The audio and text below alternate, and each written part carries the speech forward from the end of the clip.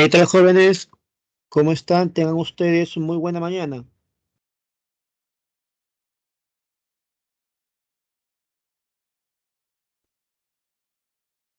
Buen día, Carol. ¿Cómo está Brenda?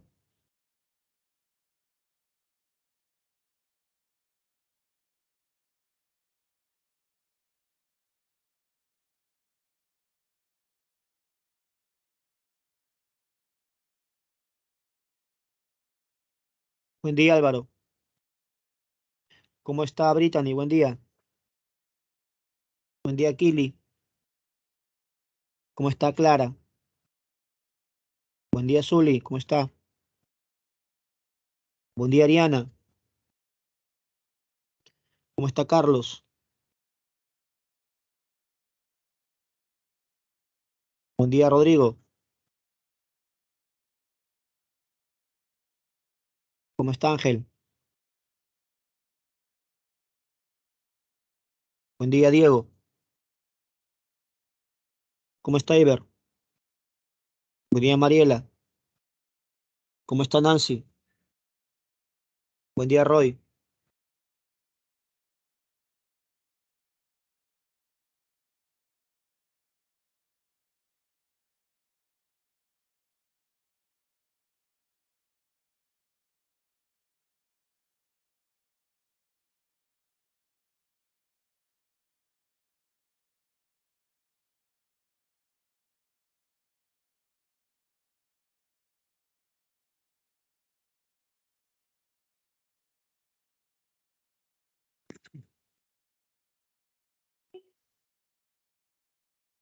Bueno, somos 18 conectados.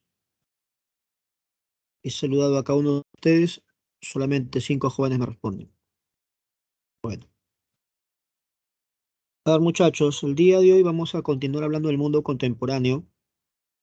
Nos tocan temas pequeñitos, que son pues era napoleónica, restauración y trataremos de avanzar con revoluciones liberales. Para la próxima semana hacer lo que es revolución industrial y empalmar con siglo XX. Para hoy día se sugirió la tarea de entreguerras. Al final de la clase te voy a evaluar el tema. Vamos a revisar las preguntas de la semana pasada, cómo nos fue, y corregir pues algunos errores que se hayan podido cometer. Vamos a mostrarte en el chat algunos pequeños fragmentos de texto para poder comprender mejor este capítulo de Era Napoleónica. ¿Cómo está, Ariana? Buen día. Pero para eso obviamente se requiere pues la participación de ustedes. Sé que tanto puedan participar si a las justas puedes contar el saludo, pero bueno, vamos con la primera parte.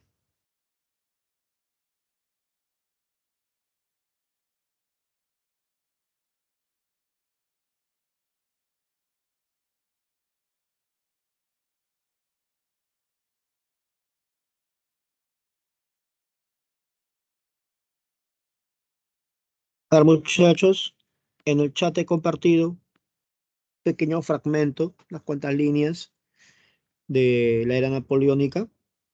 Léelo y me indicas, por favor, cuando terminas para preguntarte sobre ello y empezar a conversar y explicar la PPT correspondiente.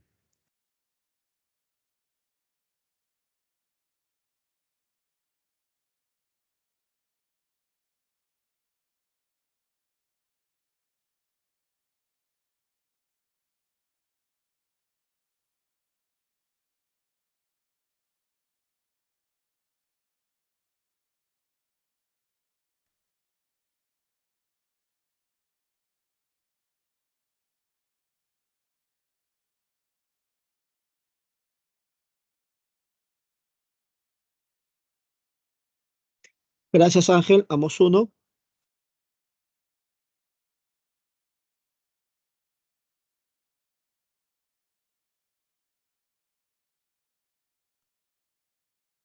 Gracias, Carol. Dos. Listo, Zuli. Tres.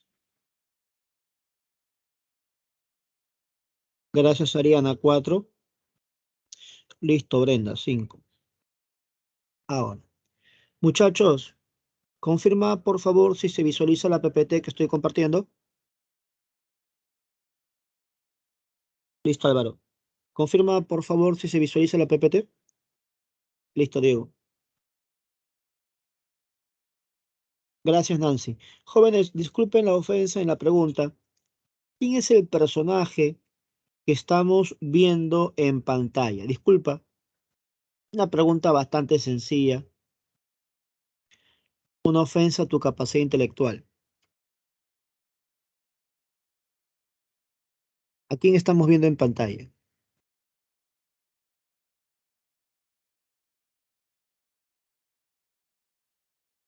No sabemos quién es el personaje, muchachos.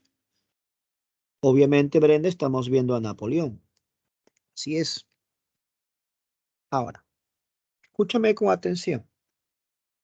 Te voy a dar un datito que aparentemente es intrascendente, pero si nosotros lo llevamos al análisis, vas a darte cuenta de muchas cositas que vamos a aprender a partir de ahí. Mire, le comento. A Napoleón le decían el Gran Corso.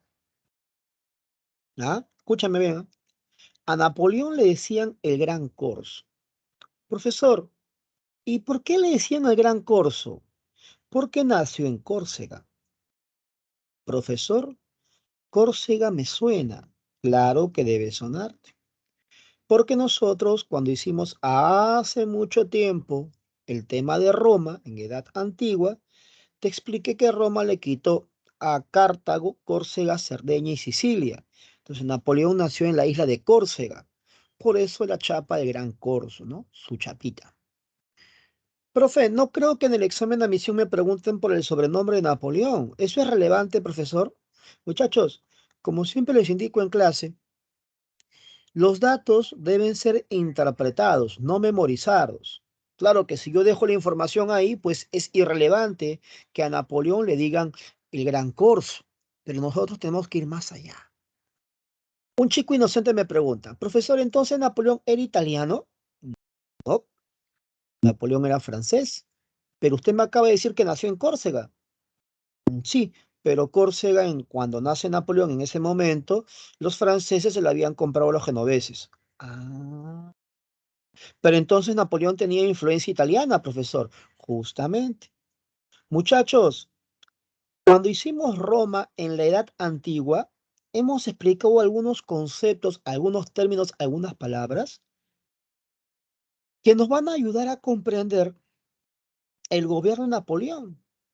Entonces voy a hacer algunas preguntas sencillas, a ver si lo recuerdas de nuestras clases de Roma Antigua, ¿no? Y explicarlas pues en el contexto de Napoleón. A ver, muchachos, ¿recuerdan ustedes que Roma tenía tres periodos: monarquía, república, imperio? ¿Ya? Eso lo hemos trabajado en clase. Hemos hecho una clase de Roma monarquía, una clase de Roma república, una clase de Roma imperio. Ok, profe, pero ¿qué tiene que ver eso con Napoleón, profesor? Ahorita vas a ver. Muchachos, ¿se acuerdan que en la república obviamente ya no había reyes en Roma? Entonces, alguien tenía que reemplazar a los reyes. Muchachos, ¿cómo se llamó la magistratura más alta de Roma? Hemos trabajado en clase correspondiente, ¿no? Los que reemplazaban a los reyes y dirigían las campañas militares. ¿Me ayudas, por favor, en el chat? ¿Tienes la respuesta? ¿Me la brindas? ¿No recuerdas? Me lo indicas para hacértelo recordar.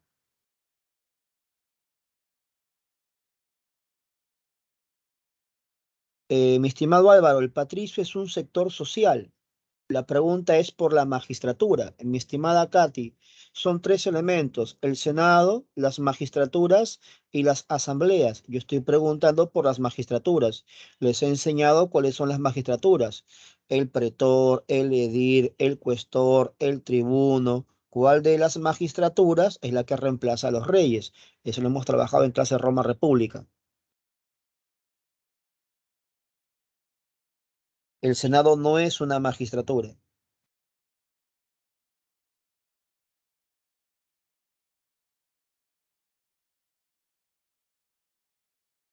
El Senado no dirigía las campañas militares, las aprobaba. Gracias, Piero. El cónsul. Entonces, muchachos, no nos debe sorprender que cuando Napoleón llega al poder en Francia, adopte el cargo de cónsul. Es por eso que una de las etapas de la era napoleónica es el famoso consulado. ¿De dónde viene la palabra consulado? De cónsul. Napoleón era un gran admirador de la cultura romana por su origen de Córcega, que es una isla que está al frente de la península itálica, que era dominio francés en ese momento, que se lo compraron los genoveses, como te lo acabo de explicar. ¿Se entendió la idea, jóvenes?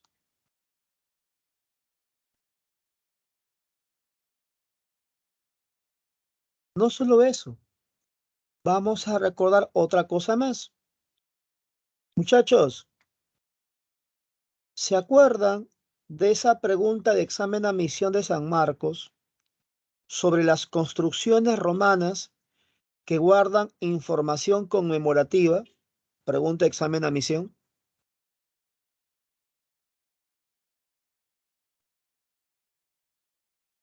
¿Cómo se llaman las grandes construcciones en Roma que guardan hazañas heroicas, hazañas militares?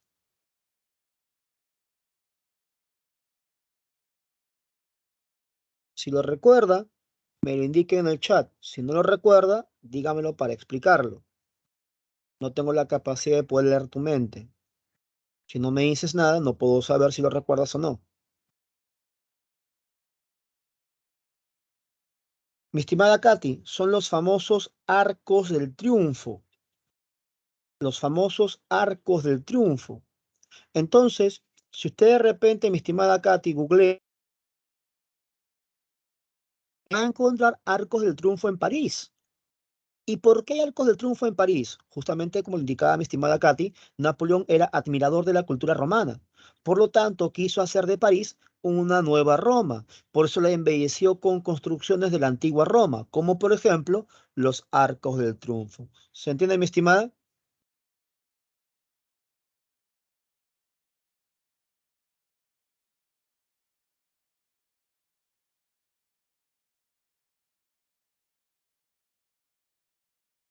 Ok, listo.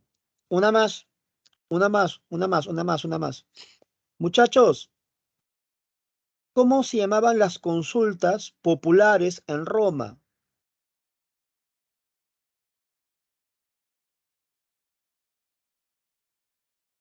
Las consultas al pueblo, las consultas a los plebeyos, ¿cómo se denominaban?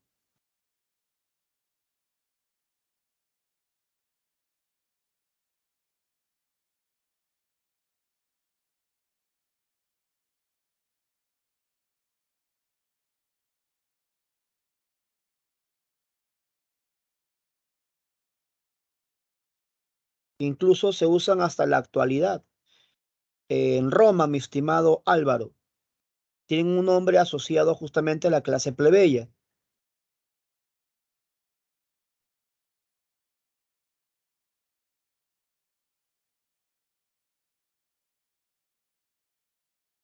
Es bien fácil, consulta al plebeyo. Gracias, Diego. Son los plebiscitos. En Roma, la asamblea tribal, que estaba conformada por los plebeyos, hacían consultas populares, los famosos plebiscitos. Profe, ¿y qué tiene que ver eso con Napoleón? Es que justamente Napoleón, antes de ser emperador, fue concentrando el poder en forma progresiva. Es más, él recibe gran apoyo popular a través de los plebiscitos, es que él poco a poco va concentrando el poder. ¿Está bien, muchachos? Miren todo lo que hemos analizado a partir de un simple dato nada más. La chapa de Napoleón, el gran corso, nació en Córcega, admirador de la cultura romana, y eso permite explicar algunas cositas del gobierno napoleónico.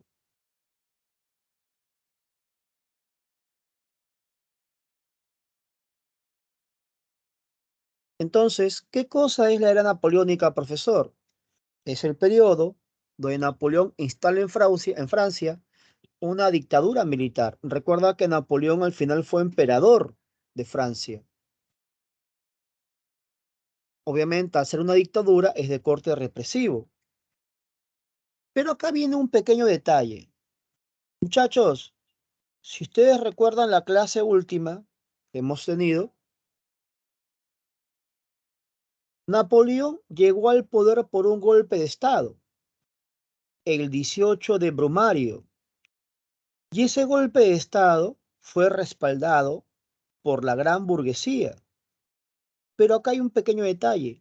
Muchachos, esa burguesía no era defensora de las ideas liberales. Pregunta, muchachos.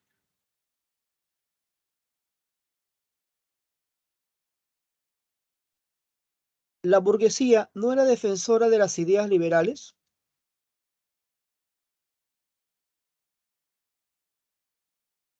Esa burguesía recuerda que impulsó la Ilustración. Esa burguesía fue la que hizo la Revolución Francesa. Entonces, por lo tanto, esa burguesía defiende la libertad. No sé, muchachos, si se puede notar la paradoja, si logras apreciar la contradicción. Napoleón recibe respaldo burgués. Es más, Napoleón busca expandir el pensamiento burgués, expandir la libertad, defiende ideas liberales, pero gobierna Francia con una dictadura militar represiva. ¿Notas la contradicción?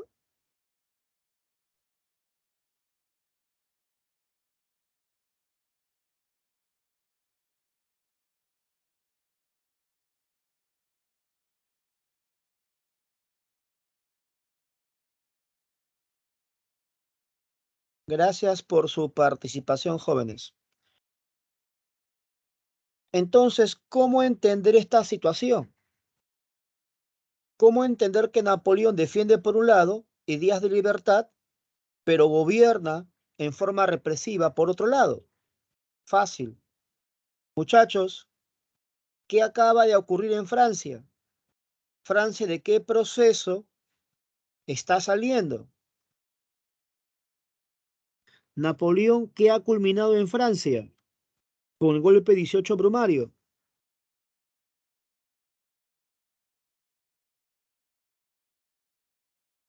El tema de la semana pasada que hemos trabajado, jóvenes.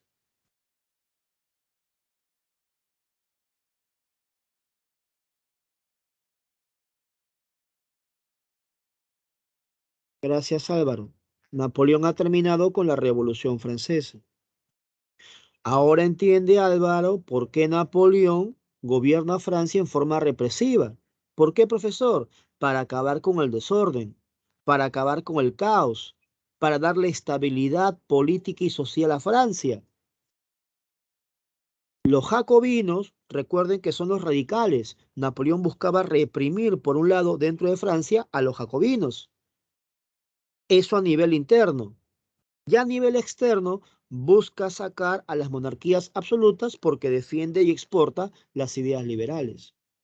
¿Se entiende, muchachos? Napoleón defiende ideas liberales hacia afuera, hacia Europa.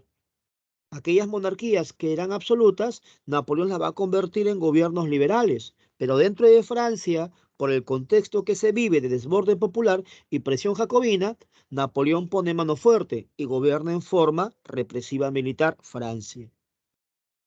¿Se entendió el análisis, jóvenes? Confirma, por favor.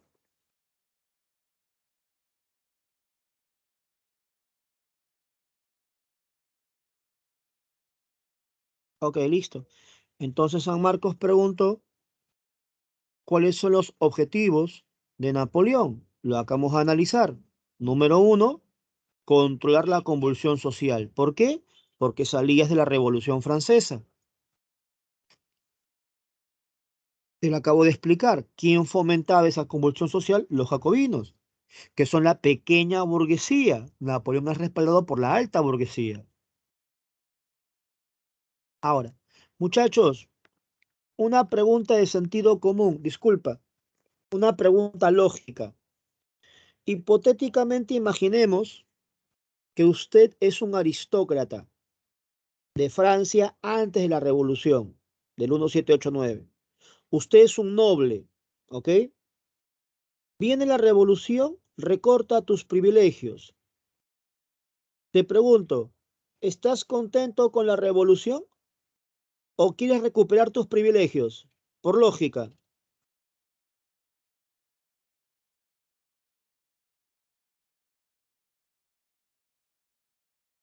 Obviamente, Ángel, claro que debes recuperar tus privilegios. Ya, ahora razona conmigo, por favor. Y si quieres recuperar tus privilegios, entonces necesitas volver al orden anterior a la Revolución Francesa. ¿Se entiende, muchachos, eso? Si tú eres un noble aristócrata y quieres recuperar tus privilegios, tendrías que intentar entonces volver al orden anterior a la Revolución Francesa, ¿sí o no? ¿Se entiende la idea? La Revolución Francesa, ¿a qué liquidó? ¿A qué terminó? Pues al antiguo régimen. Entonces, para poder recuperar esos privilegios, la aristocracia intenta volver al antiguo régimen, es decir, tratar de restablecer las monarquías absolutas. Ah. Pero como Napoleón defiende ideas liberales, tiene que reprimir entonces esos intentos, pues. Ahí está. Anular todo intento de restauración. ¿De parte de quién? De los partidarios de la monarquía francesa, que en esa época recuerda que fue guillotinado Luis XVI Borbón. Lo hemos explicado la semana pasada. Muchachos, una pregunta. Y al final, ¿Napoleón será o no será derrotado? Muchachos, al final, ¿Napoleón será o no será derrotado?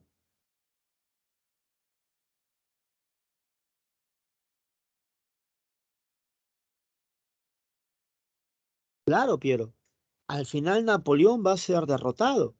Entonces quiero que razones, muchachos. Esto es bien simple. Quiero que razones. Entonces, si Napoleón es derrotado, esos aristócratas que buscaban recuperar sus privilegios, al final lo van a conseguir. Ese intento de restablecer la monarquía absoluta, entonces cuando caiga Napoleón se va a conseguir. Ahora entiendes por qué después de la era napoleónica, ¿qué viene? La restauración. ¿Se dan cuenta, muchachos? Esto no es complicado, simplemente es razonar nada más. Un poquito de información y razonar. Napoleón quiso hacer de Francia una potencia mundial. Y bueno, vaya que casi lo consigue. Napoleón llegó a convertirse en la primera potencia continental de Europa. Sí, profe, claro. Venció a los austriacos, a los prusianos, a los rusos cuantas veces quiso en 800.000 batallas. A los rusos les sacó la chochoca en el Louis Friedland, a los austriacos en Gahran, a los prusianos en Jena, Austerlitz. Profe, pero ¿dijo potencia continental de Europa? Sí. ¿Por qué no dijo potencia europea? Ah, es que Napoleón no logró derrotar de manera definitiva a un país que no está en el continente, que es una isla. Muchachos, ¿cuál fue la potencia que Napoleón no pudo derrotar? ¿A qué país no pudo vencer Francia en forma definitiva que no está en el continente europeo? En Europa sí, pero no en el continente, es una isla. Correcto, Álvaro, a Inglaterra. Entonces, como Napoleón no pudo vencer a Inglaterra militarmente, ¿qué hizo Napoleón? Intentó debilitarla económicamente. ¿Cómo? A través del decreto de Berlín. El decreto de Berlín, el famoso bloqueo comercial en Inglaterra. Pero ese decreto de Berlín va a fracasar. Los portugueses y los rusos siguieron comerciando con los ingleses. ¿Qué hizo Napoleón? Invadió a ambos. Y eso fue el punto de inflexión para entender la crisis del imperio napoleónico, pues después de su fracaso en Portugal y el fracaso en la campaña Rusia, vienen las últimas coaliciones, la sexta y séptima coalición, es en Leipzig y Waterloo. ¿Se dan cuenta, muchachos? Esto es sencillo. Ahora vamos a cambiar de material, o sea, de PPT. Ahí está. Para poder ser una potencia mundial, debía vencer a Inglaterra y a sus aliados. ¿Quiénes son los aliados de Inglaterra? Los países enemigos de Napoleón, Austria, Prusia, Rusia, los que justamente luego que caiga Napoleón van a impulsar el Congreso de Viena, la Restauración. Ahora acá hemos colocado unos antecedentes que justamente coinciden con la primera lectura que te di y con eh, la última clase que trabajamos la semana pasada. A ver, muchachos, pregunta, todos tienen que responder porque supuestamente todos han leído ya lo que les he dado. Pregunta, muchachos. Napoleón, ahora explicamos, mi estimada Katy, en el desarrollo de la clase le doy una idea general, ahora explicaremos cuando llegue el tema del bloqueo de Berlín, le explicaremos por qué fracasa ese bloqueo comercial, mi estimada, no se preocupe. Listo. Muchachos, pregunta. Napoleón tuvo un par de campañas importantes durante la Revolución Francesa en la época del Directorio. Una fue la campaña a Italia, donde vence los austriacos, y otra es la campaña a Egipto. Entonces la UNI preguntó cuáles son las acciones militares de Napoleón en Italia. Tú lo acabas de leer en el material que te coloqué en el chat. Somos 50 compañeros, ya viendo la otra mitad del salón. ¿Cuáles son esas acciones militares, muchachos?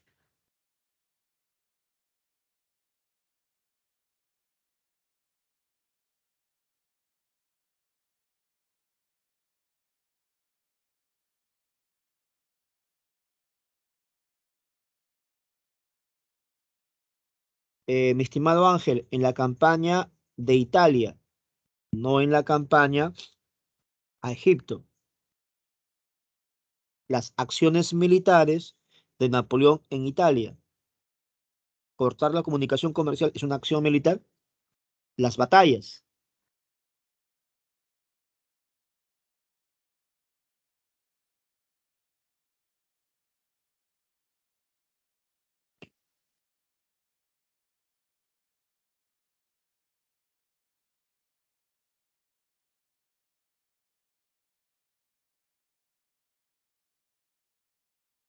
Jóvenes, está en la primera parte del texto que te acabo de enviar en el chat.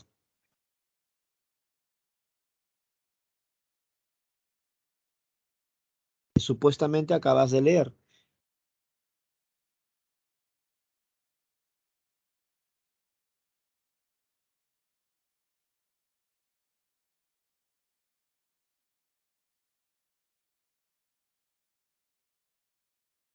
Bueno, parece que mi audio está mal o tu audio está mal. Parece que no se escucha la pregunta. Estoy preguntando las acciones militares, las batallas que Napoleón tiene en Italia. Me respondes conquistar el norte de Italia, me estás respondiendo la pregunta. Me respondes imponer el ejército francés, esas no son las batallas. ¿Qué has leído entonces?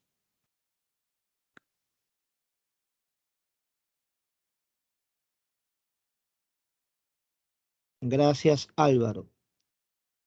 Lodi, Rivoli, Arcoli. Eso, Álvaro, ha sido pregunta, examen, admisión de la UNI. Y esa pregunta fue repetida por el examen de admisión Callao. ¿Ya? Lo preguntaron las universidades de la UNI y del Callao.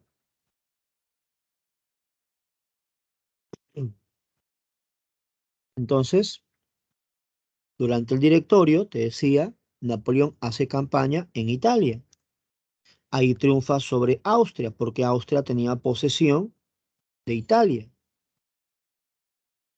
Se firma el Tratado de Campo Formio en 1797. Entonces, muchachos, un ratito, escúchame con atención. Más adelante hay un tema que se llama unificación italiana. Entonces, para que los italianos se puedan unificar, tuvieron que vencer a los austriacos. Austria tenía posesión de Italia en el mundo contemporáneo.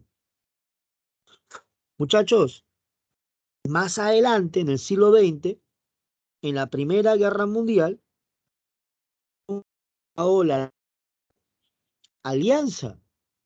A ver, muchachos, cultura general, por favor. ¿Quiénes conformaban la Triple Alianza en la Primera Guerra Mundial?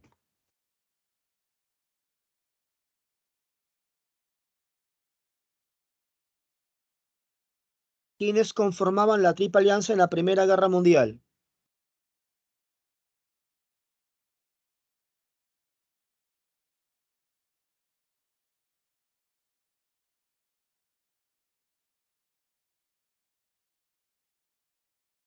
Alemania, uno.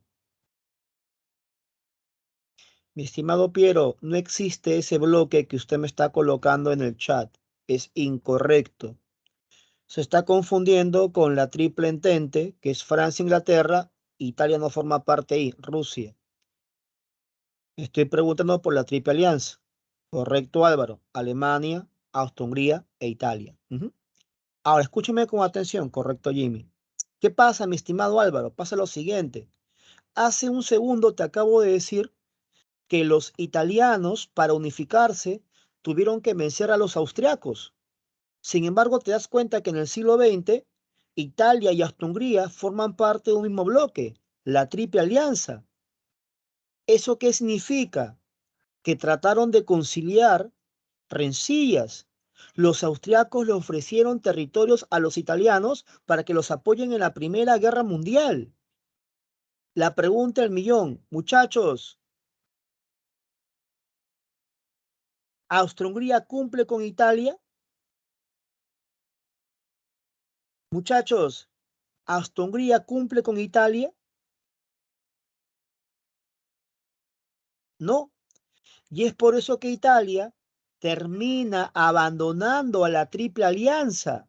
Ah, muchachos, y si Italia abandona la Triple Alianza, ¿a dónde se va? Pues al rival. ¿Y quién es el rival? La Triple Entente. Ahí pasan a llamarse los aliados. Justamente, Carlos, pregunta de examen a Misión San Marcos. ¿Cuál es el país que cambia de bando en plena guerra? Los italianos. Miren, muchachos, cómo de un datito del siglo XIX nos hemos pasado a otro evento del siglo XIX, unificación italiana, y cómo hemos explicado una pregunta examen a misión de guerra mundial siglo XX. Eso es lo que San Marcos ahora pide, muchachos. El nivel de ECO pide razonar el proceso histórico, no memorizar información. Ahora escúcheme con atención. Entonces, Italia, razona conmigo, por favor, ¿termina en bando vencedor o en bando vencido? Si al final va a formar parte de los aliados, si al final va a estar al lado de Francia, Inglaterra, Estados Unidos, que luego interviene, Italia va a estar en bando vencedor. Italia va a estar en bando vencedor. Y, escúchame con atención, a pesar de estar en bando vencedor, Italia no fue reivindicada como ella lo quería, como ella lo quisiese. Y eso va a originar un resentimiento en Italia que va a ser canalizado por un tal Benito Mussolini. Ahora entiendes por qué en Italia, muchachos, nace qué ideología luego de la Primera Guerra Mundial.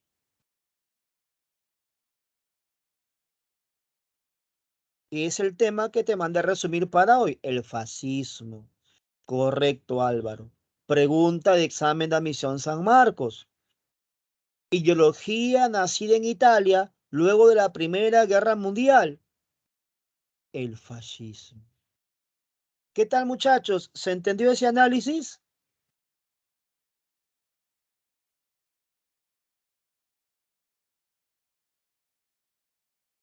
Muy bien. Jóvenes, ¿y cómo se llamó el líder del fascismo pero en Alemania? ¿Cómo se llamó el líder del fascismo en Alemania?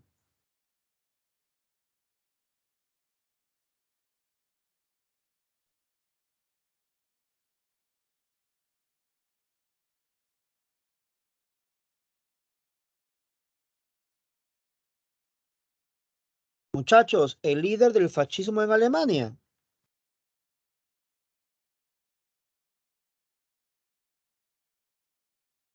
Recuerda que al fascismo en Alemania se le llama nazismo.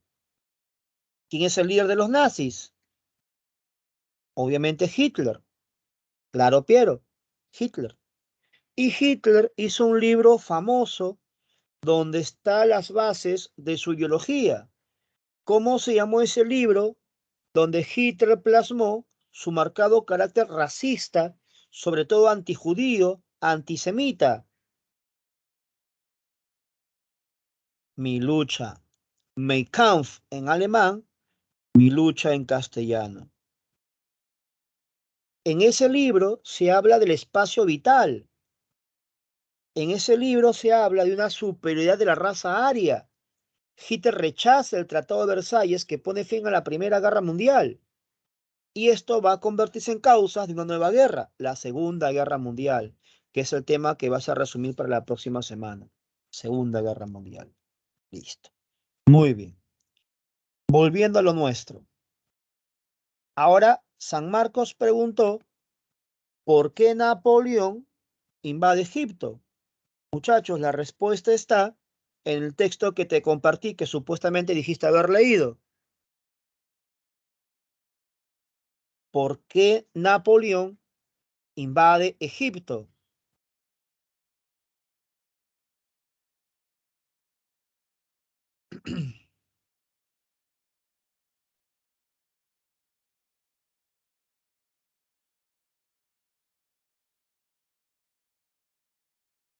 ¿De quién, mi estimado Ángel? ¿Qué buscaba cortar Napoleón? Claro, Álvaro. Lo que pasa, mi estimado Ángel, es que la India era la principal colonia de los ingleses. Entonces, un paso previo a la India era Egipto en África.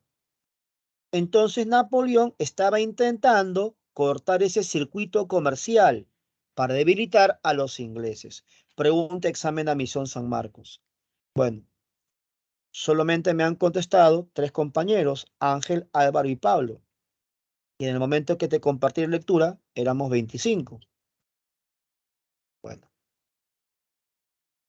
ahí está.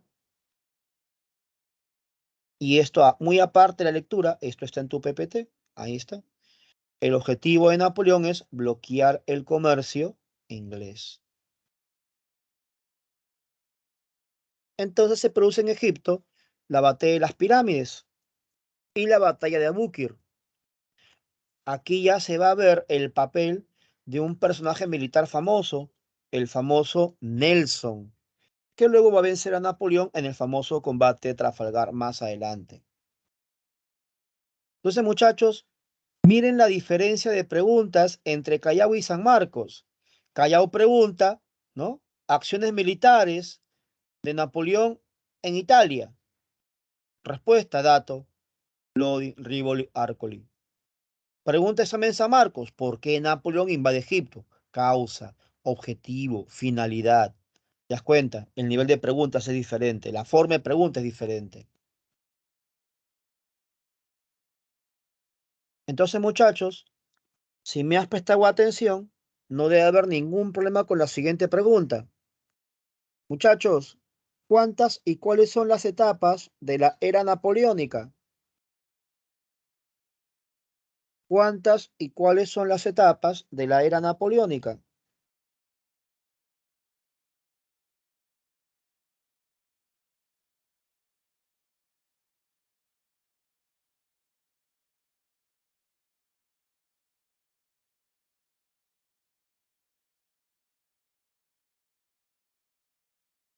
Son dos.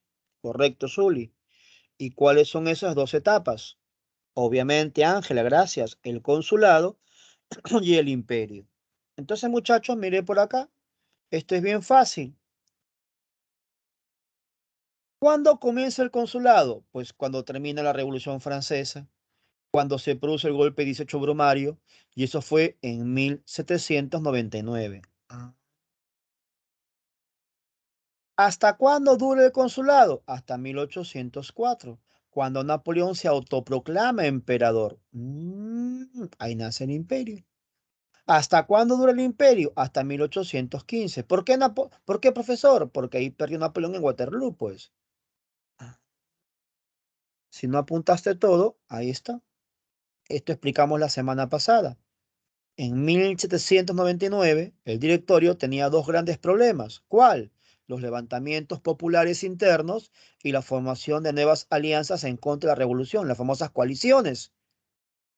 Te dije que la alta burguesía apoyó a Napoleón por ser un héroe de guerra y así tener una cara popular para afrontar la crisis interna, y a la vez un genio militar que puede enfrentar a las nuevas coaliciones.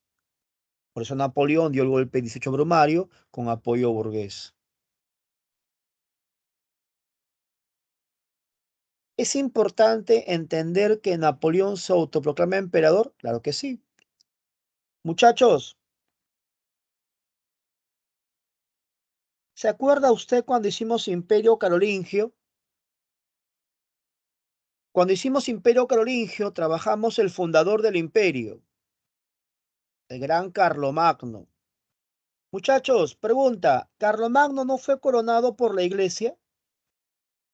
¿Carlomagno no fue coronado por el Papa León III? Lo hemos trabajado en clase de Imperio Carolingio. Entonces San Marcos preguntó, ¿qué significado tiene la coronación de Carlomagno? Pues la alianza entre el Estado y la iglesia. Ahora, Napoleón se coloca la corona él solito y el Papa lo mira de reojo al costadito. San Marcos preguntó, ¿qué significa, qué simboliza, qué expresa la autoproclamación de Napoleón? Bueno, si la coronación de Carlomagno era la imposición de la iglesia sobre el Estado, ahora que Napoleón se coloca solito la corona, muestra la separación de la influencia de la iglesia con respecto al Estado. Ahora entiendes por qué Napoleón luego establece una educación laica, es decir, sin influencia eclesiástica. Recuerden, muchachos, que la burguesía ilustrada, para imponer el régimen feudal, debe rechazar la influencia de la iglesia, que es aliada de la nobleza feudal. Miren, muchachos, cómo estamos usando en esta clase todos los conceptos de clases pasadas: Edad Antigua Roma, Edad Media Carolingios, Edad Media Feudalismo.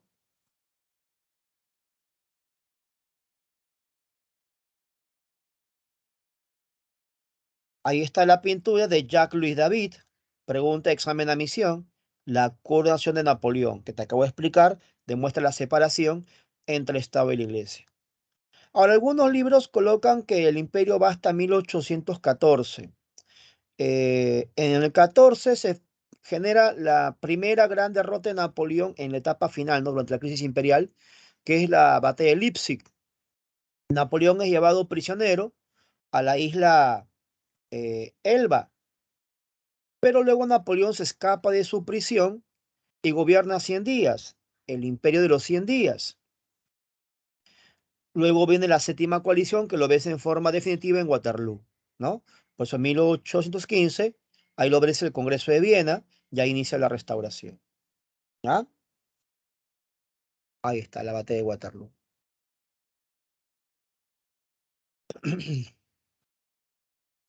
A ver, muchachos, voy a compartirte otra información más. Y bueno, si no la leen y no participan, está de más pues que te deje la información, ¿no? Si no la vas a aprovechar.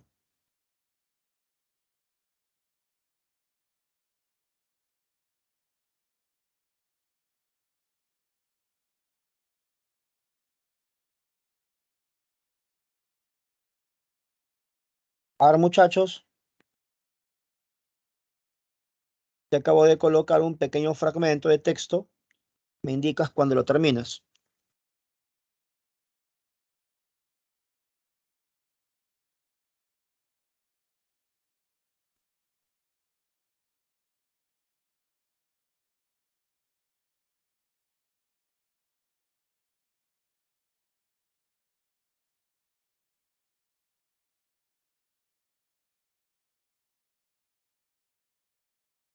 No, vamos a... No, no, no, no, no, no, no, no, no. Vamos a quitar eso. No es lo que quería compartirte.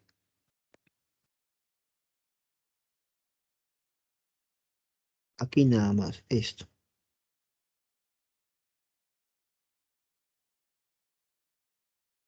Esto quería compartirte. Ahora sí. Ya.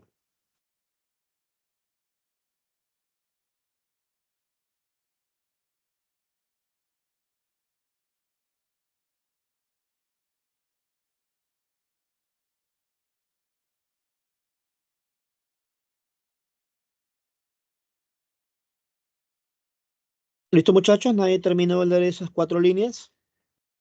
¿Listo, Katy? 1.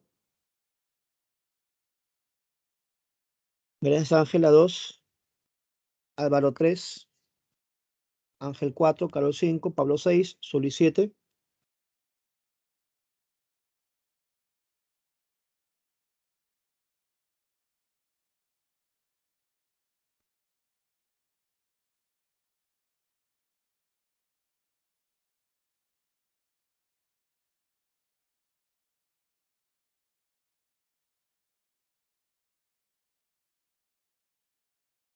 ¿Listo, Nancy?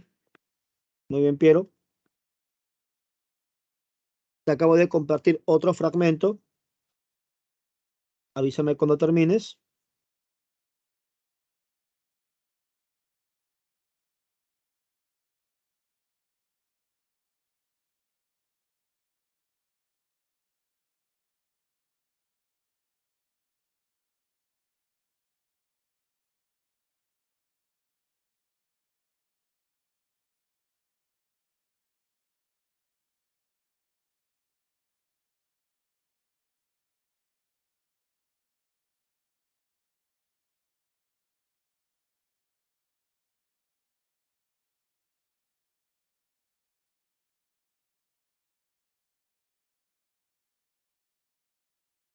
¿Listo, Ángel? 1. ¿Listo, Ángel? 2. Ángela 3. Pablo 4. Carol 5. Zuli 6.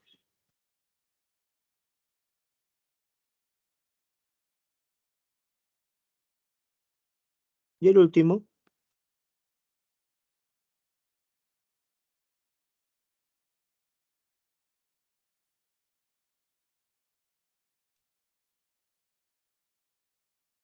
Listo, muchachos, el último. Para comenzar los análisis.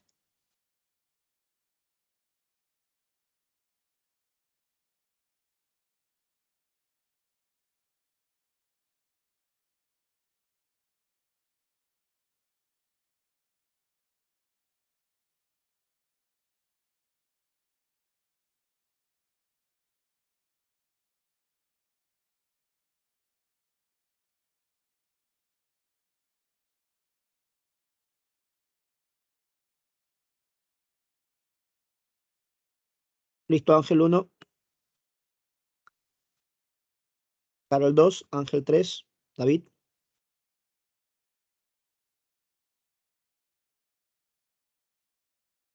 Listo, Carlos. Listo, Katy.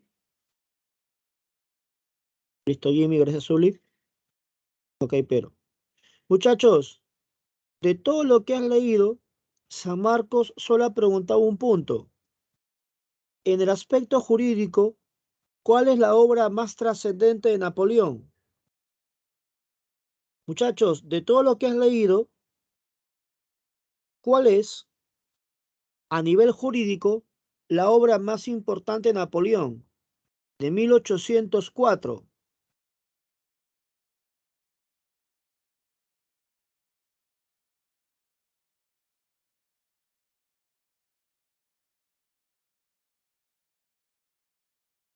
Gracias, Piero.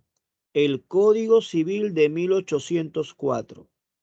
Así es, el Código Civil Napoleónico. Ahora, mira por acá, por favor. Gran parte de lo que has leído se encuentra aquí en esta PPT. Por ejemplo, has leído que Napoleón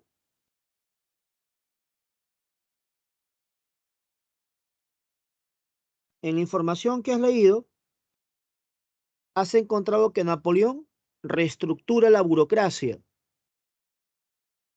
reorganiza el poder judicial, reorganiza financieramente Francia. Recuerda que Napoleón tiene apoyo burgués, por eso crea el Banco de Francia, para capitalizar la inversión de la burguesía. ¿Qué acabas de leer? Que Napoleón reorganiza la enseñanza, controlada por el Estado. Como te dije, influencia la iglesia, no. Crea liceos, escuelas de carácter laico, sin influencia de la iglesia. ¿Qué acabas de leer? Que Napoleón hace un acuerdo con el Papa Pío VII, el famoso Concordato de 1801.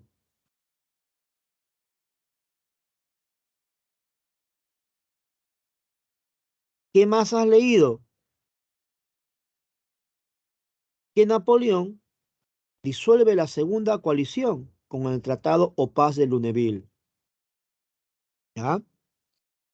Muchachos, Napoleón crea un nuevo documento, la Constitución del año 8, y gracias a sus prestigios militares, Napoleón va a ser elegido mediante una consulta popular, plebiscito, cónsul vitalicio, o sea, cónsul de por vida. Y ya sabemos que luego en el 4 se proclama emperador. Esta PPT está detallada aquí. Cuando Napoleón llega al poder, no toma el poder de golpe. Napoleón gobierna a través de un triunvirato, una alianza de tres. Napoleón era acompañado de Sieyes y Ducos. Ahora, estos nombres no son nuevos para nosotros, ya lo hemos conocido en la clase de Revolución Francesa. Roger Ducos es un girondino. El abad Sieyes es un jacobino. Analizamos la semana pasada su artículo, que es el tercer estado. Entonces, ¿qué podemos ver acá? La pluralidad política del gobierno de Napoleón para darle estabilidad a Francia. Entonces, Napoleón venció a los austriacos en la batalla de Marengo. Con el Papa Pío VII firma el acuerdo conocido como el Concordato de 1801. ¿En qué establece dicho documento? Que la Iglesia le va a ser leal al Estado. A cambio, el Estado se compromete a pagar su salario a la Iglesia. En otras palabras, la Iglesia se convierte en funcionarios públicos, en trabajadores del Estado francés. A cambio, se permite una gran tolerancia religiosa.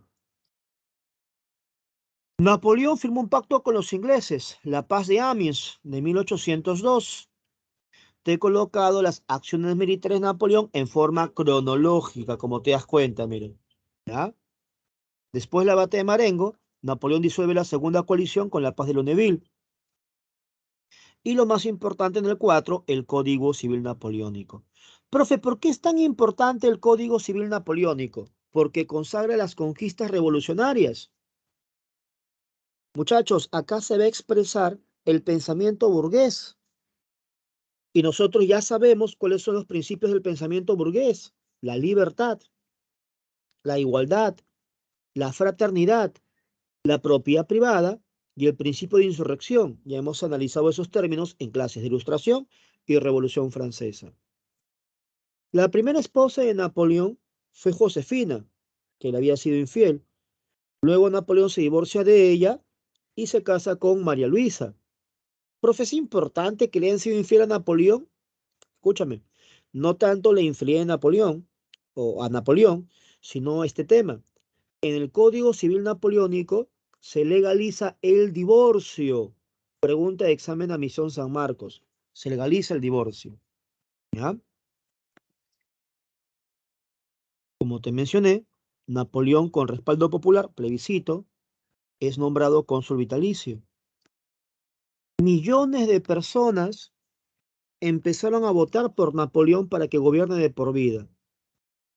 Muchachos, vamos a imaginar un supuesto para que se entienda esto del plebiscito y cómo Napoleón acapara poder.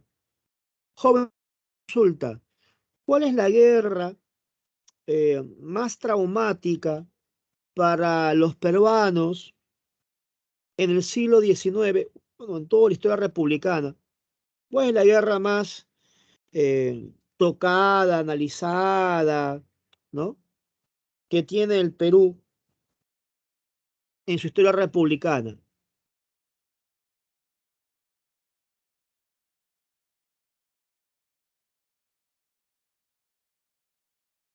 La guerra contra Chile, la guerra del Pacífico. Ok. Muchachos, curiosamente, Perú ha tenido más guerras con Ecuador que con Chile, pero el peruano promedio le interesa más la guerra contra Chile. Hemos perdido muchísimo más territorio con Brasil, pero al peruano promedio le encanta, le fascina la loca, ¿no? La guerra contra Chile, la guerra del Pacífico, ¿no? De repente, tal vez la razón sea debido a, ¿no? Que, bueno, Chile ocupó Lima, ¿no? Brasil perdimos territorios, pero en vía diplomática, no a través de una guerra. Y Ecuador siempre le hemos sacado el ancho, ¿no? Hasta territorio le hemos regalado, ¿no? Entonces, de repente, tal vez por esa situación, ¿no? Esté mucho en la mentalidad y la idiosincrasia, ¿no? El peruano, ¿no? La guerra del Pacífico, ¿ya? Ahora, no pretendo hacer contigo un análisis de la guerra contra Chile, no me interesa, no es el caso, no es el curso tampoco, pero te quiero colocar un ejemplo sencillo. Muchachos, tú sabes que mucha gente, enseguecida por el chauvinismo, el ultranacionalismo, el nacionalismo exacerbado, ¿no? Incluso hasta odian a los chilenos sin siquiera conocer a alguno, ¿no? Pero bueno, entonces muchachos, ¿qué perdimos en la guerra del Pacífico? Mediante el Tratado de Ancón, ¿qué perdimos en la guerra del Pacífico?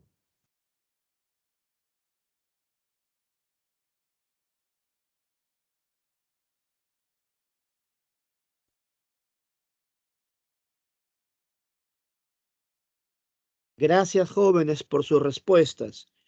Usted ya llevó tema de guerra del Pacífico, Tratado de Ancón, ¿qué perdimos en la guerra del Pacífico? ¿Qué territorio se perdió en dicha guerra, señores? Perdimos en forma definitiva Tarapacá, ¿correcto, Ángela? Perdimos Tarapacá. Ahora, ¿cuál es el emblema de los peruanos que hoy tienen los chilenos? ¿No? Esa embarcación que causó estragos, ¿no? Dice la historia, ¿no?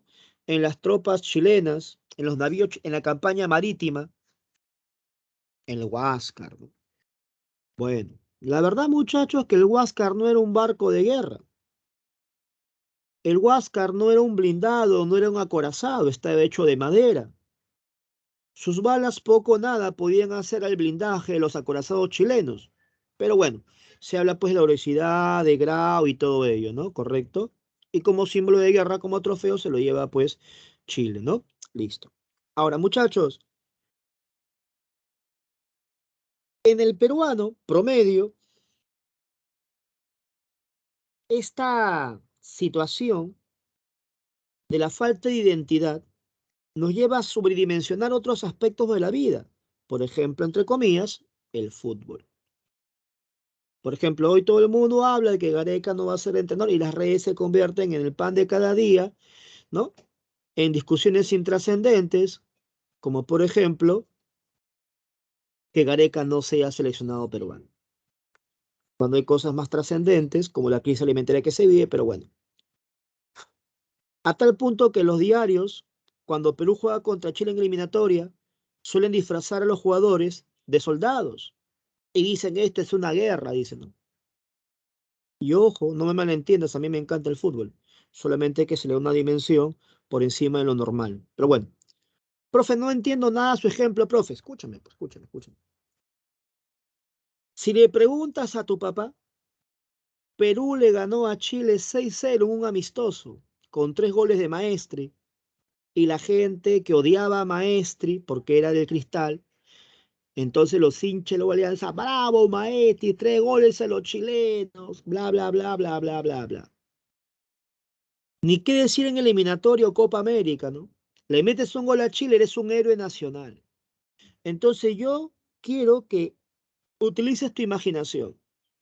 Si a un jugador de fútbol le reventan tanto un cohete por meterle un gol a Chile, ¿te imaginas lo que sería un militar que intenta recuperar el Huáscar?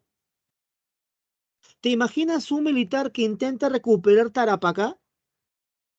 Ahora entiendes por qué muchas personas añoran, a pesar de algunas medidas económicas equivocadas, a Juan Velasco Alvarado. Cuando llegues al tema, o capaz ya lo has hecho, ¿ya? Juan Velasco Alvarado tenía como proyecto invadir Chile, recuperar Tarapacá y el Huáscar, pero sabemos que no ocurrió luego por la contrarrevolución, ¿no? De Francisco Morales Bermúdez. Ya. Pero imagínate, muchachos, en el imaginario, que X persona lo consiga. Te pregunto, para el caído sentimiento nacionalista peruano, sería declarado héroe nacional, ¿sí o no, muchachos? En el supuesto que una persona logra vencer a Chile en una guerra, que recupere Tarapacá y recupere el Huáscar, sería elevado a la categoría de héroe nacional, ¿sí o no, jóvenes?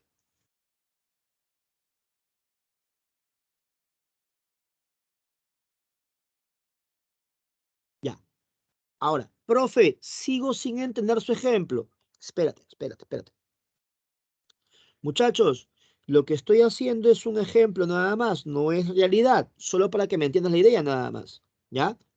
Imaginemos ahora, muchachos, que esta persona X que ha recuperado Tarapacá ahora apunta a Santiago. No se queda contento con recuperar Tarapacá, sino que ahora conquista Santiago. Es muy probable que esta persona tenga respaldo popular por las victorias que va consiguiendo. Imaginemos que esta persona intenta restaurar el Tahuantinsuyo, o sea, las fronteras que teníamos con Colombia, con Brasil, con Argentina. Se restaura el imperio incaico desde el punto de vista territorial. Muchachos, imaginemos ahora que esta persona apunta a España a tratar de recuperar el oro y plata llevado en el siglo XVI por España. Y te hace una promesa que quiere hacer del Perú una potencia mundial. Y las acciones militares y triunfos lo van respaldando.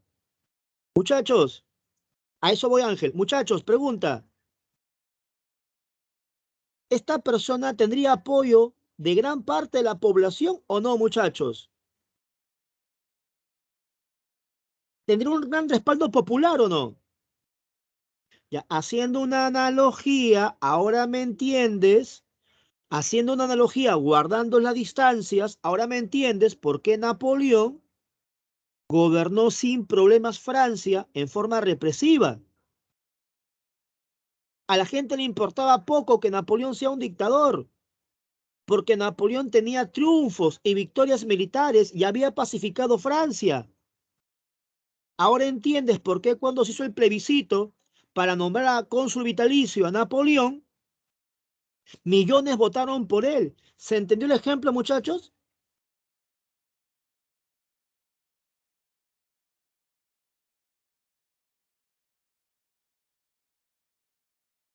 En 1804, Napoleón propuso que para poder hacer efectivas sus propuestas para convertir a Francia en una potencia mundial, él debía tomar el control total del Estado.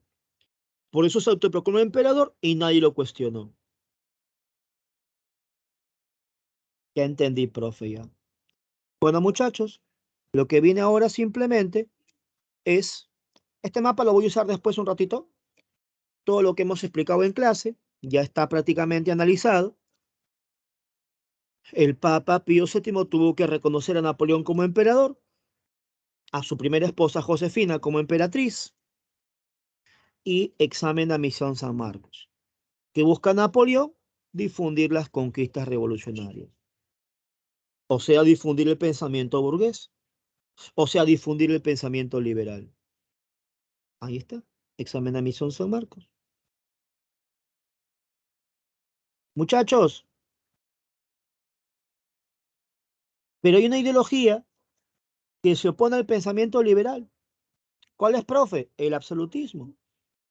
Por eso las monarquías absolutas se unen en contra de Napoleón, pues, Austria, Prusia, Rusia. Muchachos, recuerden que ya hemos llevado en clase ilustración liberalismo económico, su máximo exponente, Adam Smith. Muchachos, esa idea de que el Estado no intervenga originó un problema luego de la Primera Guerra Mundial. Tú sabes que Estados Unidos luego de la Primera Guerra Mundial nace como potencia y vive los locos años 20, el gran big business, el gran negocio. Y eso va a originar la sobreproducción. Muchachos, esa sobreproducción originó un problema en Estados Unidos que fue la mayor crisis del sistema capitalista en el siglo XX. ¿Cómo se llamó, jóvenes, ese gran problema que tuvo el capitalismo en Estados Unidos en la década del 20, luego de la Primera Guerra Mundial? El crack del 29, ¿no? Que se dio por la sobreproducción, el crack de 29. Muchachos, consulten, economía, ¿ya han llevado doctrinas económicas? Les pregunto porque después del crack de 29, una nueva escuela surge que va a reemplazar a la escuela liberal. ¿Cuál, profe? La escuela keynesiana de John Maynard Keynes. El presidente Roosevelt usó la escuela keynesiana, los aportes de Keynes, para lograr una pequeña intervención del Estado para regular la economía y evitar la sobreproducción. Crisis del liberalismo después del crack de 29, pues. Así es. Ahí surge la escuela keynesiana, política intervencionista del Estado. Ahí está. Entonces, ¿quiénes son las monarquías absolutas que están en contra de Napoleón? Te lo mencioné el día de hoy. Austria, Prusia, Rusia. Todas ellas financiadas por Inglaterra. Muchachos, acá viene un análisis importante. Escúchame con atención. Inglaterra es uno el pensamiento liberal. En Inglaterra nace el liberalismo. Ahí está John Locke, papi las nuevas ideas, clase ilustración. Ahí está Adam Smith, papi la economía moderna. Un alumno se pone a razonar así. Pero si usted me explica el liberalismo, está en oposición al absolutismo. Inglaterra es liberal. Francia con Napoleón difunde las ideas liberales. ¿No deberían unirse para estar en contra del absolutismo, profe? ¿Se capta la jugada, muchachos? Uno me preguntaría, ¿por qué Inglaterra, siendo liberal, apoya a los absolutistas? Si el absolutismo es opuesto, ¿por qué el liberalismo francés no se une con el liberalismo inglés? Muy simple, muy...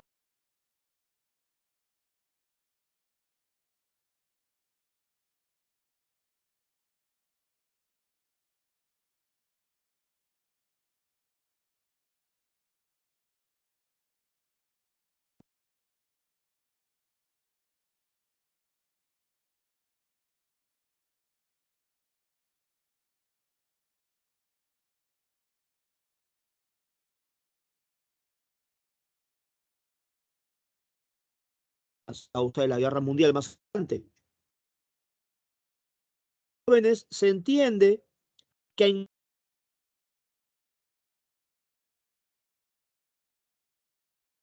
mercados, por eso a Inglaterra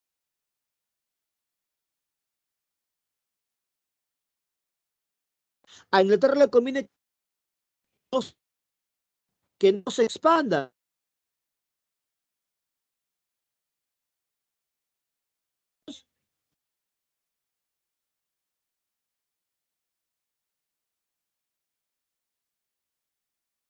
Listo, vamos a repetir la idea. A ver, dime si me escuchas bien ahora. No hay problema, Katy. Dígame si me escuchas bien ahora. ¿Sigue entrecortado? Ya. Vamos a explicar otra vez, no hay ningún problema. Le decía lo siguiente. Le decía lo siguiente. Inglaterra es liberal. Francia está camino a expandir el liberalismo. Austria, Prusia y Rusia son absolutistas. En teoría, Inglaterra debería unirse con Francia en contra de las monarquías absolutas. Eso no va a ocurrir. ¿Por qué? Porque Inglaterra lo que quiere es acaparar mercado. En la medida que Francia crezca, Inglaterra pierde espacio para poder expandirse. Es por esa razón que los ingleses, a pesar de ser liberales, apoyan a las monarquías absolutas, enemigos de Napoleón, para evitar la expansión francesa y así evitar una competencia económica. ¿Se entendió, jóvenes, ahora sí?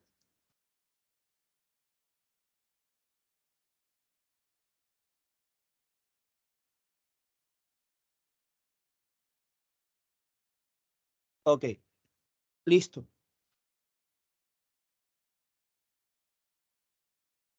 Ahí está entonces, como te decía, Austria, Prusia y Rusia fueron financiadas por Inglaterra.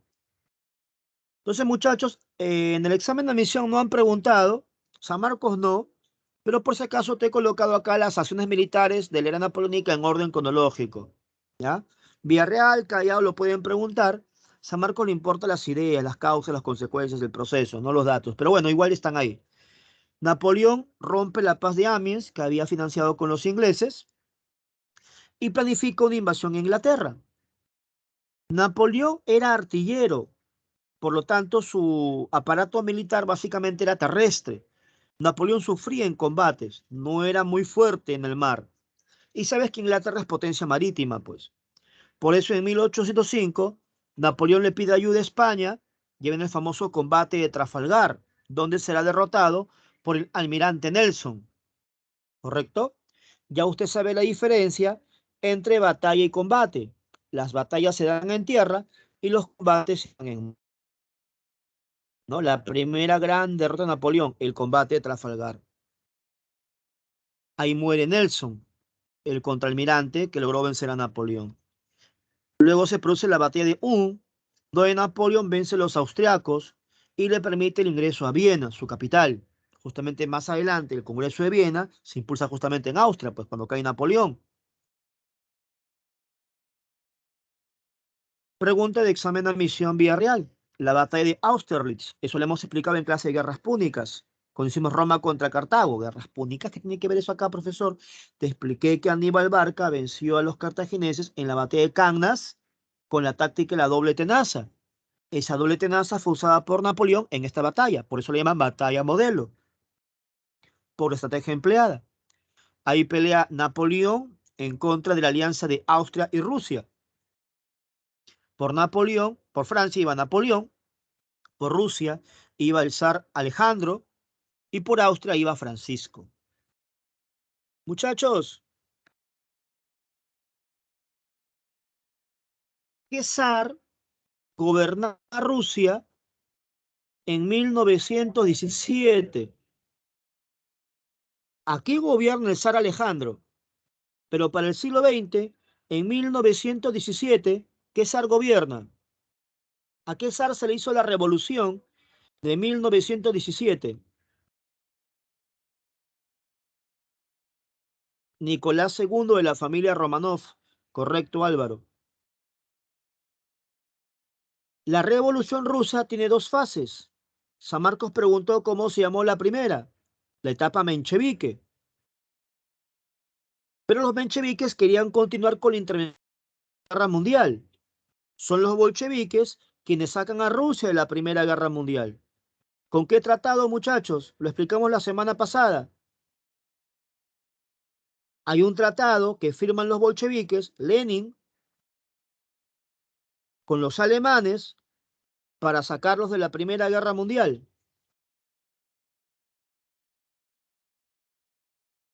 Cuando Lenin llega al poder en la Revolución Rusa, propone las tesis de abril, todo el poder a los soviets, Consejo de Obreros, Soldados Campesinos, y sacar a Rusia de la guerra.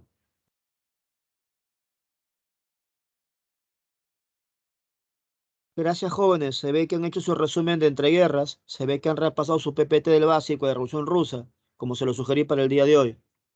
El Tratado Brest-Litovsk. Sigamos nada más. Como consecuencia de la batalla de Austerlitz, se disuelve el Circ, que es el Circ, profesor, el Sacro Imperio Romano Germánico. En su lugar, se va a formar la Confederación del Rin. Muchachos, razona conmigo, por favor. Razona conmigo. Cuando cae Napoleón, ¿esa Confederación del Rin se mantendrá o se va a eliminar? Por lógica.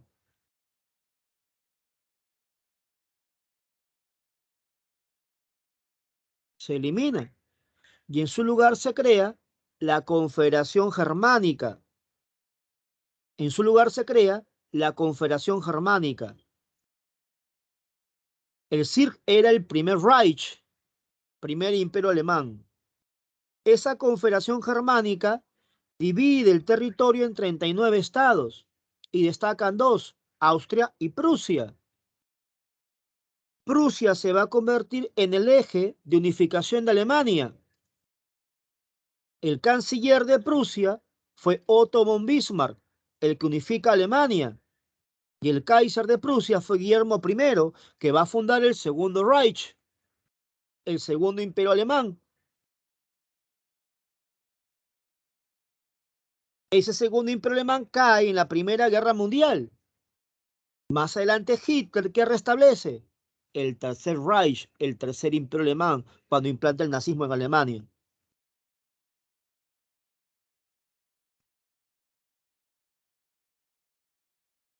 Ahí está.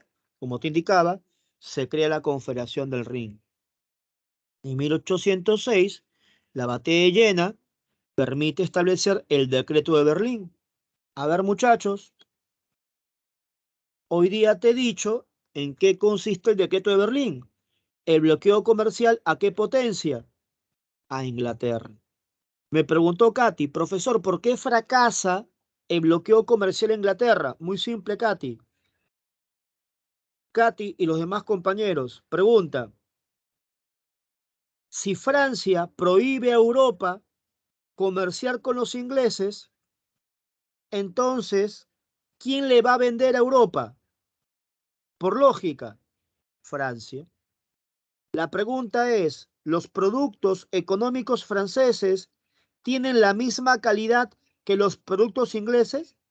Tomando en cuenta que Inglaterra está pasando por su primera revolución industrial, no. Por eso, Katy, es que los portugueses rechazan el bloqueo comercial impuesto por Napoleón. Por eso fracasa el decreto de Berlín, mi estimada Katy. Además, recuerda que con las reformas borbónicas, Inglaterra ya puede traer productos a América. Recuerda el navío de permiso, navío de registro que han hecho en su clase de HP.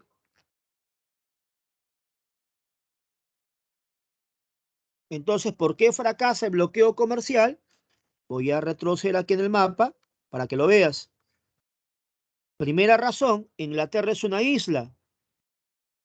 Por lo tanto, Napoleón tendría que rodear toda Europa para evitar que comercien con Inglaterra. Muy ambicioso. Segundo, los productos franceses no reemplazan al mercado inglés.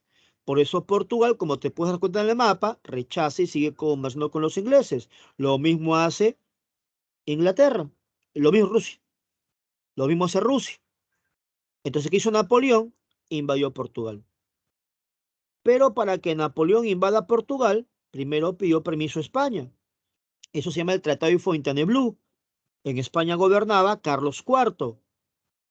La población española se levantó en contra de la expansión francesa por España. Y entonces se produjo el motín de Aranjuez. Eso que originó la renuncia de Carlos IV. En su lugar, ¿quién tomó el poder? Fernando VII. Fernando VII se entrevista con Napoleón y Napoleón lo toma preso. La farsa de Bayona.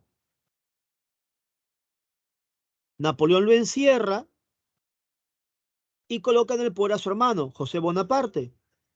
Esto es muy famoso en curso Historia del Perú. ¿Por qué, profe? ¿Qué tiene que ver con el Perú? Que las colonias sudamericanas vieron el ejemplo de las 13 colonias que se habían liberado de Inglaterra, están en apogeo, mientras que en España está sometida por Francia. Eso permite las rebeliones criollas, la formación de las Cortes de Cádiz, las juntas de gobierno. ¿Quién gobernaba Sudamérica? Fernando Virrey de Bascal, el líder de la contrarrevolución. Él desbarata las juntas de gobierno, excepto una, la de Buenos Aires. De ahí viene la corriente libertadora del sur, independencia. ¿Se dan cuenta, muchachos? Historia universal, historia del Perú, van de la mano. Bueno, desconocemos por qué 4 compañeros se han retirado de clase. La clase todavía no termina. Tal vez esa sea la razón de por qué sacan 0 y 6 en su prueba. No escuchan toda la sesión, no llegan a tiempo, no les va bien en la prueba. Esperemos que sea por tema de conectividad y no por tema de responsabilidad.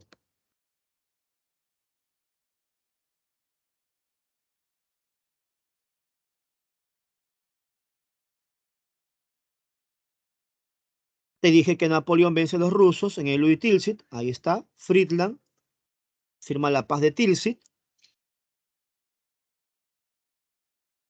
Y aquí está lo que hemos analizado último, ¿no? El bloqueo comercial a Inglaterra. Napoleón le prohíbe a Europa continental comerciar con los ingleses. Su objetivo era convertirse en una potencia industrial. El Papa se opone y acá está lo que hemos analizado. La economía francesa no estaba a la altura de la inglesa. ¿Por qué, profe?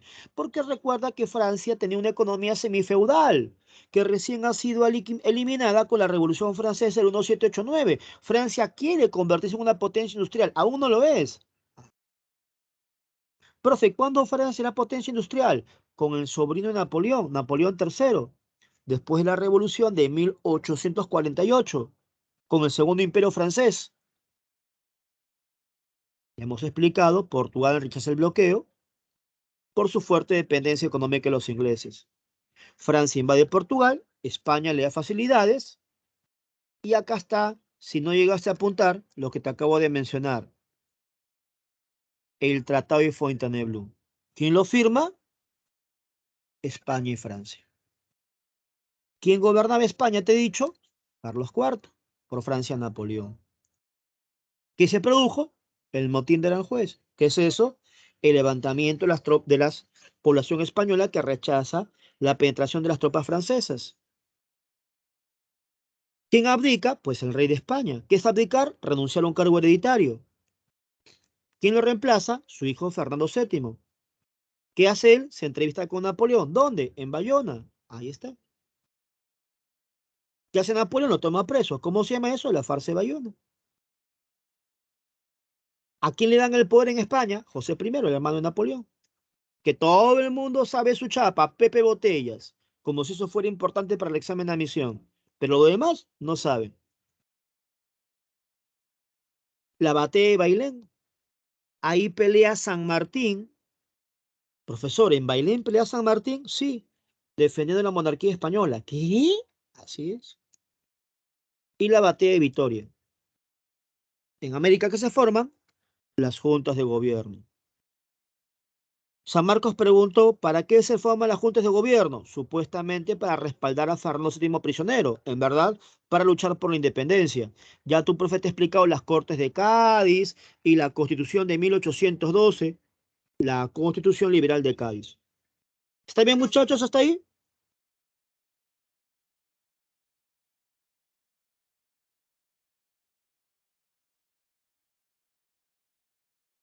¿Hasta ahí alguna consulta? Ok.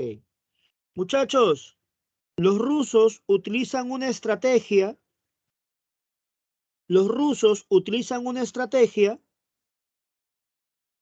que le causó mucho daño a las tropas francesas. ¿Cómo se llamó esa estrategia? Que consistía en el saqueo de sus propios recursos.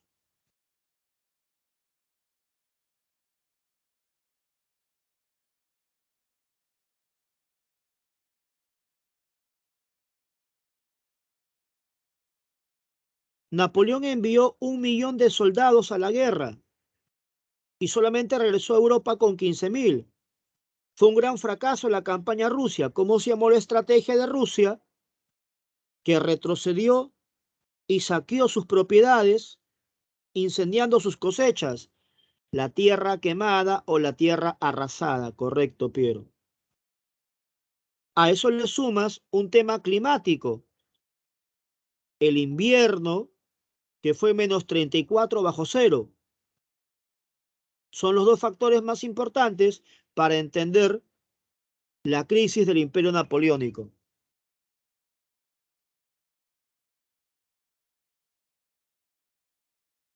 En 1812, Napoleón invade a Rusia y ahí está la tierra arrasada, la estrategia soviética. ¿Por qué los rusos destruían sus propiedades? Para evitar que los franceses tomen dichos recursos, pues. Algo que debieron hacer los peruanos en la guerra contra Chile, en la campaña terrestre, pero bueno, eso ya analizó tu profe HP contigo, ¿no? No lo hicieron. Profe, ¿qué son los cosacos? Los soldados rusos que utilizan una estrategia, las guerrillas. Muchachos, la guerrilla es una estrategia que usan tropas militares de número inferior para poder atacar en forma esporádica, ¿ya? A tropas superiores. Tu profesor de HP te ha explicado guerrillas en la resistencia andina de Vilcabamba. Manco Inca usaba guerrillas. George Washington usaba guerrillas en la independencia de las 13 colonias. Cuando hagamos siglo XX, en la guerra de Vietnam, los vietnamitas usan guerrillas en contra de Estados Unidos. Una guerrilla es un grupo militar con un número inferior que ataca en forma esporádica por la retaguardia y se esconde, no presenta una guerra abierta por ser inferior justamente, pues. Se producen las batallas de Mocosho y Borodino y Napoleón fracasa totalmente en la campaña. Eso lo aprovechan Europa, que forma la sexta coalición, que ya te expliqué. Leipzig, 1813, penúltima derrota de Napoleón, batalla de las naciones, todos en contra de Napoleón. Ya te expliqué que Napoleón es desterrado a la isla Elba. En Elba, Napoleón es declarado rey y le dan un sueldo vitalicio. No fue como prisionero. Sin embargo, Napoleón, de ser rey de Europa, no va a estar contento con ser rey de una isla. Alguien debe gobernar Francia. Napoleón ha caído. Acá se produce el primer Tratado de París o primera restauración borbónica. Pero Napoleón se escapa de su prisión, te dije. Gobierna 100 días y reemplaza ¿a quién? A Luis XVIII Borbón, que es el que había llegado al poder con el Tratado de París. Pero se forma una nueva coalición, que es la séptima. Napoleón es vencido en Waterloo por el duque de Wellington. Y Napoleón es desterrado por segunda y última vez. ¿A dónde? A Santa Elena, su prisión definitiva. Ahí no va como rey ni sueldo, no. Ahí le dan cianuro para que se muera. Muerto Napoleón, se firmó un segundo tratado de París. Vuelve al poder Luis XVIII. Luis XVIII muere y lo reemplaza su hermano Carlos X. A él se le hace la revolución de 1830. Muchachos, regálame 5 minutitos, por favor, para mostrarte los resultados de la clase anterior antes que te vayas a hacer tu prueba respectiva y darte las sugerencias de la próxima semana.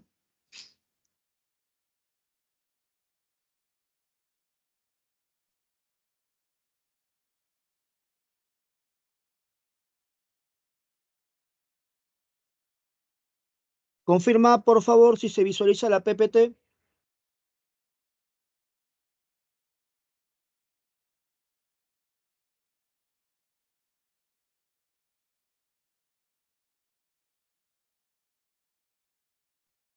Gracias. Miren, muchachos, la pregunta número 1, felicidades, 97% de eficiencia.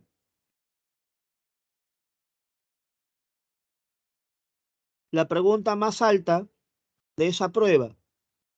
¿Qué decía la pregunta? ¿Quién es el canciller de hierro? ¿Napoleón III? No. Él es el fundador del Segundo Imperio Francés. Camilo Benso, no, él es unificador, artífice de la unificación italiana. Otto von Bismarck, 29 compañeros marcaron bien. Solo un compañero falló y marcó Helmut von Moltke. Él es el brazo derecho de Bismarck en el ejército. jefe de Estado Mayor alemán en Prusia. Respuesta Bismarck. Muy bien, jóvenes. Pero solamente la prueba la han dado 30 compañeros. Y en clase somos 54. Hay 24 compañeros que no lo dan. Y de esos se han ido 10. Nos quedamos con 47. O sea, de los presentes hay 17 que no dan su prueba. La pregunta número 3 es la pregunta segunda más contestada. ¿Qué consecuencia de la Primera Guerra Mundial surge como potencia? Muchachos, si bien es cierto, es una pregunta sencilla, miren, ve las respuestas que me marcan. Me marcan Francia, cuando hemos explicado que la guerra fue en Europa. Europa queda destruida. No puedes poner Francia como respuesta. Francia no es potencia luego de la Primera Guerra Mundial. Francia queda debilitada tras la guerra. Me ponen 3 Rusia cuando Rusia se retira de la guerra. Explicamos que la guerra cambia cuando entra Estados Unidos y se retira Rusia. Me pones Italia, que no fue reivindicada. Italia no es potencia luego de la Primera Guerra Mundial. La respuesta es Estados Unidos. Por eso explicamos que el Perú pasa a depender económicamente de Estados Unidos en tiempos de Leguía, 1919, el oncenio, jóvenes. Y la pregunta menos contestada, con 63%, me sorprende esto porque lo hemos analizado con las causas de cuando explicamos consecuencias de la revolución industrial, el imperialismo. ¿Qué es el imperialismo? Te dije, la disputa de colonias y materias primas y mercados por el mundo. La guerra es una guerra capitalista. Se busca impulsar la industria a partir del control de materias primas y eso lo tienen las colonias. 6 compañeros me marcan Rusia, Alemania disputan Alsacia y Lorena. ¿Hay una disputa de Alsacia y Lorena? Sí, pero no entre Rusia y Alemania, es entre Francia y Alemania. Alemania quiere invadir Polonia, te estás confundiendo de guerra. Alemania invade Polonia para la Segunda Guerra Mundial. En la primera Alemania invade Bélgica y es una causa de la guerra, es un hecho de la guerra. USA quería invadir terrenos europeos si Estados Unidos no estaba interesado en la guerra en un inicio. Estados Unidos entra en la guerra después del ataque de Lusitania. Así que la no puede ser respuesta. Respuesta clave dedo, muchachos. ¿Ya? ¿Qué dice la estadística? Aspectos positivos. Número 1, por segunda semana consecutiva, no tenemos ningún alumno con 0. Bien, aspecto positivo. Felicidades. Número 2, hemos logrado una mayor participación, ¿ya? Del alumnado. En la semana 17 fueron 20 nada más, ahora me hicieron la prueba 30. Aún así siguen siendo los alumnos demasiados los que no dan la prueba. 6 compañeros con 6 y en la semana 17 fue ninguno. Ahí es un punto negativo. 8 compañeros con 12, en la semana anterior fueron 4, otro punto negativo. 16 con 18, al igual que la semana 17. Resultado, 14. 14 disminuye el 16,8 que habíamos logrado.